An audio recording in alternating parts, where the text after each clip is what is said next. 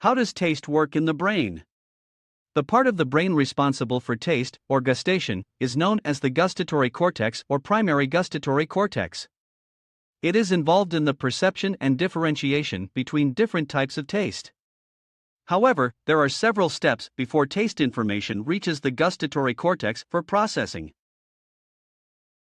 When a food is consumed, its breakdown in the mouth liberates chemical substances that interact with the tongue surface that contains raised bumps known as papillae. The papillae contain taste buds that are specialized in detecting the types of taste through receptors known as gustatory receptors. Humans have between 2,000 to 4,000 buds in total and are found in the papillae of the tongue but also in the back of the throat, nasal cavity, epiglottis, and the upper part of the esophagus. They are renewed every week. Each taste bud contains between 10 to 40 gustatory receptors, sensory cells.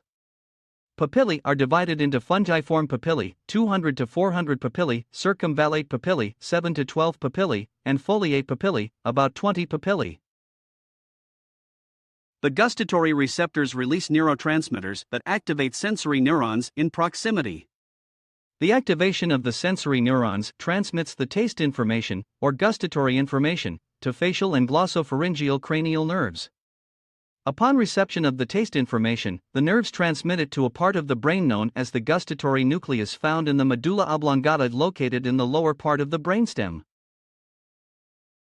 The medulla oblongata is responsible for several functions in the autonomous nervous system or involuntary nervous system, including swallowing, vomiting, sneezing, and coughing, ventilation, heartbeat, and blood pressure. The gustatory nucleus in the medulla oblongata will then transmit the taste information to the thalamus, which relays the information to the gustatory cortex for processing. The thalamus is a part of the forebrain involved in the regulation of alertness, sleep, and consciousness. Gustation, or taste, is also strongly linked to olfaction, or smell, as the flavor of any type of food requires a combination of the two senses. What are the 5 types of taste?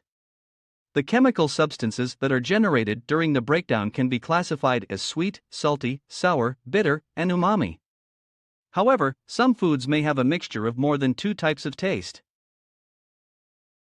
A sweet taste is due to the presence of sugars such as glucose, fructose, or artificial sweeteners, including aspartame, sucralose, or saccharin. A salty taste is due to the presence of sodium chloride and other salts.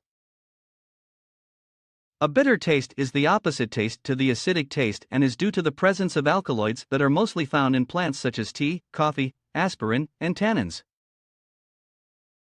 A sour taste is due to the presence of acids such as citric acid, example orange juice. Umami taste is due to the presence of amino acids that form proteins found in meaty products. Fatty taste is another type that has been proposed as a specific receptor for the omega-3 fatty acid and linoleic acid. Linoleic acid is mainly found in plant oils. However, hot or spicy are not considered as tastes as they are pain signals associated with touch and temperature. What are taste qualities? Taste qualities are also associated with the ability to distinguish between pleasant and unpleasant tastes, but also between poison from food. For example, most people tend to prefer sweet and umami tastes, while sour and bitter tastes are less preferred. What is the difference between taste and flavor? A flavor is a perception of food that combines taste and smell. It is mediated by the trigeminal nerve responsible for facial sensations, biting, and chewing. The main components of flavor include tastes, aroma, which is a pleasant smell from consumed food, and trigeminal sensations, which are facial sensations mediated by the trigeminal nerve. What causes a person to lose taste? The loss of taste is known as ageusia that can be due to several causes, including head injury, middle ears or upper respiratory infections, dental problems or inadequate oral hygiene, environmental exposure to chemicals, medications, head and neck cancer radiotherapy, and some surgical procedures involving the nose, ear, or the throat. Other forms of taste disorders include hypogeusia, which is a diminished taste, hypergeusia, which is characterized by an enhanced perception of taste, and dysgeusia or parageusia, which is a distortion of taste, mainly associated with an unpleasant perception of taste. How are taste disorders diagnosed? The otolaryngologist can assess the taste disorder by measuring the capacity of the affected individual to taste different types of tastes. As taste disorders can be associated with middle ear and upper respiratory infections, the otolaryngologist will also examine potential problems with the ears and the throat. For potential causes associated with poor dental hygiene, a dental examination is also performed. How can I improve my sense of taste? Treatment and improvement of the sense of taste depend on the cause of the taste disorder. However, some of these disorders can be prevented by ensuring good oral hygiene, consuming a variety of foods with different flavors, and staying patient when affected by cold.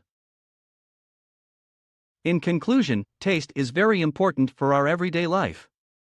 Not being able to taste a good dish of food or a beverage can be extremely stressful, and in some cases, can lead to a loss of appetite, weight loss, and depression. It is only when we are having issues with our taste that we remember how important it is in our everyday life.